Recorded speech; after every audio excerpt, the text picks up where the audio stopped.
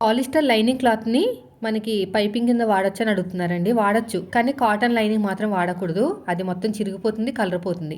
ఈ polyester lining అంటారా చాలా బావుంటుంది. నార్మల్ ఫినిషింగ్ కన్నా ఇంకా నీట్‌గా వస్తదనమాట ఈ పాలిస్టర్ లైనింగ్ వల్ల.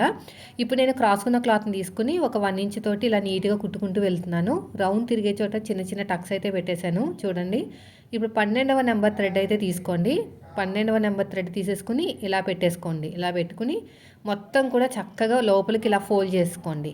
ఇంకొక సైడ్ ఫోల్డ్ చేసి కుట్టలేదు, నేను చెప్తాను మీకు. ఇలా నీట్‌గా లోపలికి ఇలాగా ఫోల్డ్ చేసుకుంటూ వెళ్ళిపోవాలి ఇదంతా కూడాని. వీడియో నచ్చితే మాత్రం లైక్ చేయండి. ఇలా లోపలికి ఫోల్డ్ చేసేసుకుని రఫ్ ఇచ్చేసేయండి. ఇప్పుడు రెండో సైడ్ ఉంది కదా, దీన్ని ఏం చేయాలంటే మీరు చూసారా ఎంత బాగా వచ్చేసిందో, చూసారా ఫినిషింగ్ అనేది. రెండో సైడ్ ఇలా లోపలికి ఇలా ఫోల్డ్ చేసేయండి. ఫోల్డ్ చేసుకుని ఇలా కుట్టుకుంటూ వెళ్ళిపోతే మీకు ఫినిషింగ్ నీట్‌గా వస్తుంది. క్లాత్ కూడా వేస్ట్ అవ్వదు. తొందరగా ఫాస్ట్‌గా వర్క్ అనేది అవుతుంది.